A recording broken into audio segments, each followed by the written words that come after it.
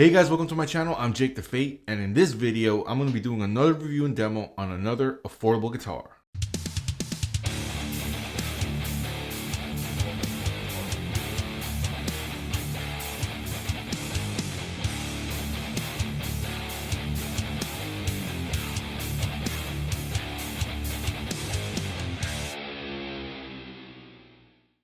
Alright, so here I have this Squier Esquire Sonic Series Telecaster guitar. Without any further ado, I'm just going to take this to the workbench and show you guys spec by spec what this guitar has, what it brings, and all the cool features on this guitar. Give you guys a quick little demo of how this guitar sounds, and then give you guys my final thoughts on this guitar. Alright, so the body on this guitar is a poplar body with a maple neck and an Indian laurel fretboard on this. And as you guys can see right there, it's a 25.5-inch scale length with a 42mm nut. And this nut over here, it's a synthetic bone nut. The color of this guitar is an ultra violet color. So, you know, it's kind of like a purplish. Well, actually, it's not purple, but it's like a violet color, basically. In terms of electronics here, you got one humbucker on the bridge, one master volume, and one master tone. Very simple stuff going on here. So what I'm going to do now is just take off these strings and show you guys what's under here and take a reading of this pickup. So you have 21 medium frets here. You know, they call it their tall, narrow frets. They come out just a little bit. I don't know if you guys can see it right there. It's barely anything, but they do come out a little bit. It's easily fixable with just like some sandpaper or like a little file. Just file it, you know, flat, or you know, round or whatever. And you've got these perloid dot inlays over here. Nothing too crazy, but yeah, this fretboard is a little bit dry. I did put some oil on it, but it's a little bit dry. Going over here, you guys can see right there, they actually put some lead right here on the nut, or you guys can just use some of this stuff over here. Use this Big Ben's nut, and you know, just put them in there. But you know, they put some lead in there. That's so your strings don't stick or anything. So this guitar is a flat top. There's like no comfort cuts or anything on the back or the front. In terms of electronics, like I said, one bridge pickup, one master volume, one master tone. And under here, under this black pick guard, over here under this pick guard, you do have a route for a neck pickup if you guys want to put a neck pickup in there. And under here, that's what that looks like. Wait, what? Why is this one not shielded with the paint and this one is? There's nothing under there. What the anyways, but that's what that looks like in there. You've got this bridge pickup over here. You know, it's one of their like in-house stock pickups. It is a ceramic magnet pickup, so I haven't taken the reading yet, so I'm gonna let you guys know when I take the reading of this pickup. Right here, in terms of electronics, you've got your dime-sized potentiometers, your tone with the little chiclet capacitor right there, and your volume. But over here, you guys actually do have the space. Let's say if you guys want to put a neck pickup over here, you know, you guys buy the plate that has the route for the neck pickup. You guys want to put a single coil or a humbucker, definitely can do that. And you know, wire it through here. And you guys would have to buy the other cover for this over here, because you need to put the selector switch, and these two come down here. Or you guys want to, you guys could just switch this, flip it over, and you know, cut this over here and put your selector switch right there. But I'm pretty sure you guys would have to buy it if you guys don't have any tools or anything. But they did paint it in there. Not the best routing job, but you know, for a guitar that's like under $200, really can't be complaining in here. So if you guys do want to modify this guitar for a humbucker or something on the neck, definitely can do it. If you guys, as you guys can see right here, and the hardware is chrome, so you know, you are gonna get fingerprints and stuff like that if you guys aren't careful. You know, it's gonna look nasty. But you guys got this 6-saddle top-loaded bridge over here for your humbucker. If you guys do want to swap this pickup out, you guys would have to take off all these screws, pull this thing out, and you know, swap your pickup like that. So you guys didn't know, you guys know now. And oh yeah, and another thing, you guys basically have to put your strings through back here. It's not a string through body where it's like the strings come through the body and they come up and over. You're gonna have to put them through back here and over the saddle, boom, to restring. So the output of this humbucker bridge pickup, it is 8.16 k ohms. Pretty low output, you know, it's pretty surprising that it's that much. You know, you'd expect that on a neck pickup. You know, that's how much output is on this bridge pickup right here. On the headstock over here, you guys have your typical Tele style headstock. You know, I really like how these look, to be honest. Your Squier by Fender logo right there, and Esquire right there. And these are just like a regular, like die cast sealed tuning pegs. You know, nothing crazy or fancy, but they work good. You know, they're pretty good quality. You know, they don't rattle or shake or anything. You guys got one string tree right here for your high E and B string right there. The fretboard radius on this guitar is a 9.5 radius, so it's pretty round, as you guys can see right there. You know, it is pretty round. It's not flat. It's a C-shaped guitar. You know, very thin. Not super thin, but I prefer C-shaped guitars over, you know, D's and stuff like that because they're too thick. But this one's nice and thin. Very comfortable, man. Very comfortable. It's like a satin finish on the back of this guitar, not glossy like all this. So very comfortable, very fast to play with. And these are the strap buttons that come with the guitar. Basically the ones that I'm always talking about that usually just slip right off. You know, it's not like the flat ones that are like in the Kramer Brother specials were pretty good. I'd say to just watch out for these if you guys play standing up. I usually don't play standing up, to be 100% honest with you guys. But if you guys do and you guys are like moving around and it just slips right out, just know that these kind of suck. The back of the guitar, there's no belly cut. There's nothing going on back here. Completely just flat. But yeah, you get the Squier neck plate over here with that maple. Like I said, it's a satin maple neck with the Indian laurel. They call it the skunk stripe. You guys can see right there. Crafted in Indonesia. Pretty good guitar, pretty good guitar. So yeah, with that being said, all I'm gonna do now is just basically restring this thing and give you guys a quick little demo of how this guitar sounds, then give you guys my final thoughts on this guitar.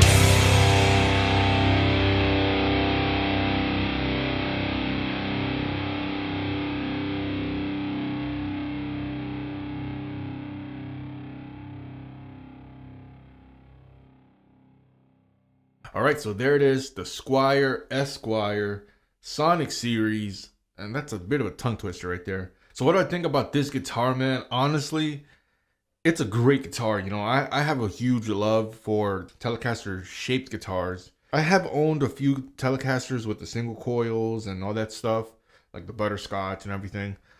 But I'm more of a humbucker guy, as you guys know from my other videos. I love my humbuckers. You know, having something like this, very technically EVH style, just one humbucker. I mean, you do have the tone pot, but I don't think anybody uses that. One humbucker, the volume and the tone. You know, very simple. So, you know, awesome guitar, man. You know, and the color, they do have two different colors. They have the ultra violet, which is this one, and then they got the white one. I forgot the actual name of it. The white one, I think, is just white with the black pick guard and the maple neck. You know, the fretboard is also maple.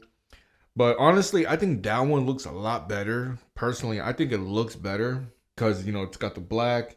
I mean, it's got the white with the black, and then everything just matches up here. You know, this one, I really don't like how it looks, you know, with the Indian Laurel. It's just too much going on, you know.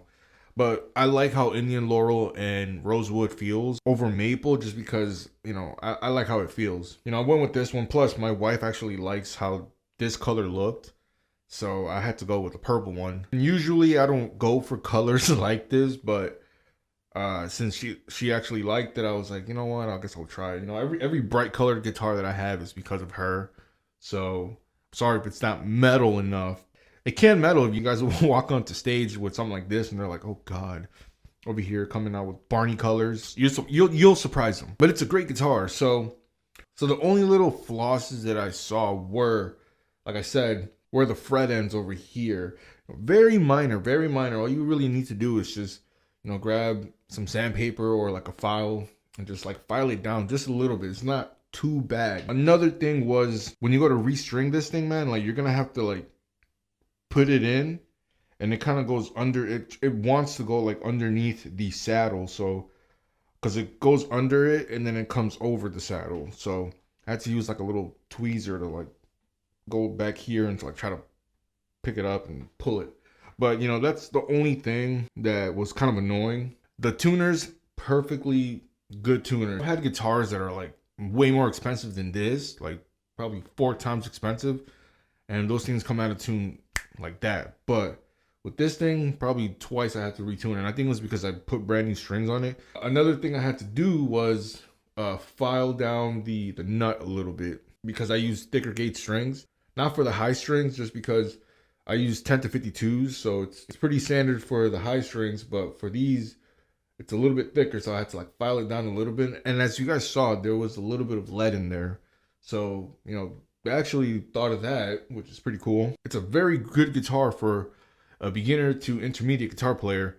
I don't know about advanced players, you know, if you go from your good guitars to something like this, you're going to feel the difference and be like, I'm not going to really.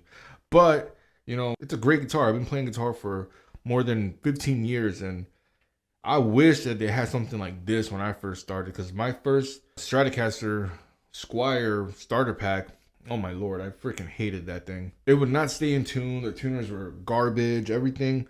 I think Squier, you know, they're doing a really good thing now, that they're actually paying attention to the entry-level guitars, because you think about the entry-level guitars that they made, I don't know, I would say probably 10 years ago, 15 years ago, they were garbage, you know, like some of them were not even playable at all. But now they're making these guitars, and I think it's because of the competition. You know, brands like Harley Benton, and there's a bunch of other affordable guitars that are very affordable, and you know, the specs are incredible. I feel like now Squier and Epiphone are like amping their quality on their guitars, because back in the day it was just them two, and they were just like, you know what, like the entry-level guitars will just throw whatever we have here. So a brief little history of the Esquire guitars. The Esquire guitars were the first solid body guitars that Fender, you know, made back in the 1950s. It was just one single coil pickup on the bridge position. Then later that year, they renamed it the Broadcaster, because they added the neck pickup. And then I think about a year after that, they renamed the Broadcaster to the Telecaster. And the Broadcaster guitars, they sound a little bit more, you know, higher output, a little bit darker, because the pickups were overwound. And I can get into a whole, you know, history lesson with that because I love Telecasters. I've actually wounded a few a few broadcaster Tele style pickups for a couple people, and I really love how those sound. And you know, you get really into it because you know you try to do like everything from the era, you know, with the rope around the bridge pickup, and you know try to find, you know, it gets pretty nerdy. But yeah, man, highly recommend this guitar for anybody. You know, if it's a gift or if it's for you, you know, to practice or anything. It's really awesome, you know, and not even to practice, to record. You know, you can definitely record with this. This bridge pickup here really did surprise me for being only 8.k ohms or around there. You know, it's a very low output pickup. The reason why I think it sounds the way it sounds, yeah, it's a ceramic magnet pickup and it's very low output. It's just one pickup.